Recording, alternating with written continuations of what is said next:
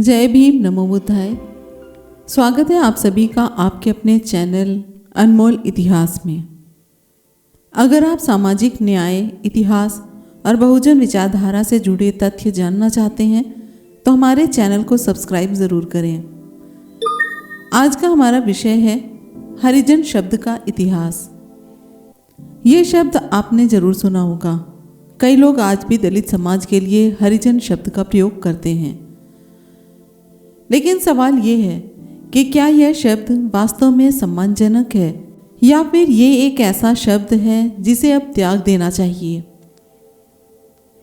आज हम इस पूरे विषय को भावनाओं से नहीं बल्कि इतिहास, संविधान और सामाजिक आंदोलनों के संदर्भ में समझेंगे।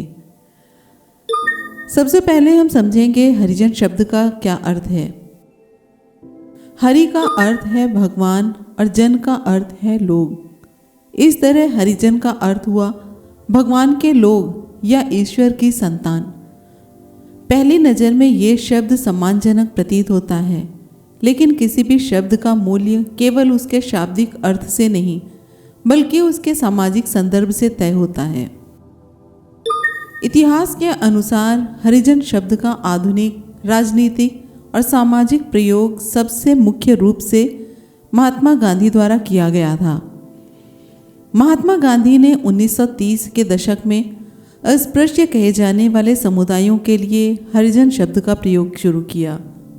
उनका उद्देश्य था अस्पृश्यता जैसे अमानवीय शब्द और प्रथा के स्थान पर एक सम्मानजनक संबोधन देना। 1932 में उन्होंने हरिजन सेवक संघ की स्थापना की, जिसका उद्देश्य था अस्पृश्यता के विरुद्ध कार्य करना। गांधी जी के अनुसार समाज के सबसे वंचित लोग भगवान के प्रिय हैं, इसलिए उन्हें हरिजन कहा जाना चाहिए। लेकिन इस शब्द को सभी ने स्वीकार नहीं किया। Baba Saheb doctor B.R. अम्बेडकर और उनके अनुयायियों ने इस शब्द का विरोध किया। बाबा साहेब का मानना था कि समस्या शब्द बदलने से नहीं बल्कि सामाजिक संरचना बदलने से हल होगी। उन्होंने कहा कि जब तक जाति व्यवस्था समाप्त नहीं होती तब तक केवल सम्मानजनक शब्द देने से वास्तविक समानता नहीं आएगी। दलित आंदोलनों ने आगे चलकर हरिजन शब्द को संरक्षणवादी और दया भाव से जुड़ा शब्द माना। उनका तर्क था कि यह शब्द समानता नहीं देता बल्कि दया की मानसिकता को दर्शाता है। 1970 के दशक में दलित पैंथर आंदोलन के दौरान दलित शब्द लोकप्रिय हुआ। दलित का अर्थ है दबा हुआ, उत्पीड़ित। यह शब्द पीड़ा को स्वीकार करता है, लेकिन साथ ही संघर्ष और प्रतिरोध की चेतना भी देता है। इसलिए बहुत से सामाजिक कार्यकर्ताओं और बुद्धिजीवियों ने हरिजन शब्द की जगह दलित शब्द को अपनाया। भारत का संविधान हरिजन शब्द का प्रयोग नहीं करता। संविधान में आधिकारिक शब्द है अनुसूचित जाति यानी कि शेड्यूल कास्ट। संवैधानिक और सरकारी दस्तावेजों में हरिजन शब्द का उपयोग अब अनुशंसित नहीं है। कई राज्य सरकारों ने इसे आधिकारिक प्रयोग से हटाने के निर्देश दिए हैं। राष्ट्रीय अनुसूचित जाति आयोग ने भी कहा है कि हरिजन शब्द का प्रयोग नहीं किया जाना चाहिए क्योंकि इसे कई लोग अपमानजनक मानते हैं। अब सवाल ये है, यदि शब्द का शाब्दिक अर्थ सकारात्मक है तो फिर विरोध क्यों? क्योंकि किसी भी समुदाय को यह अधिकार है कि वह स्वयं तय करे कि उसे किस नाम से पुकारा जाए। जब कोई समुदाय स्वयं कहता है कि यह शब्द उन्हें स्वीकार नहीं है तो लोकतांत्रिक समाज में उस भावना का सम्मान होना चाहिए। कभी कभी सोशल मीडिया या लोक कथाओं में हरिजन शब्द की उत्पत्ति को लेकर कई दावे किए जाते हैं, जैसे इसे किसी विशेष प्रथा से जोड़ा जाता है।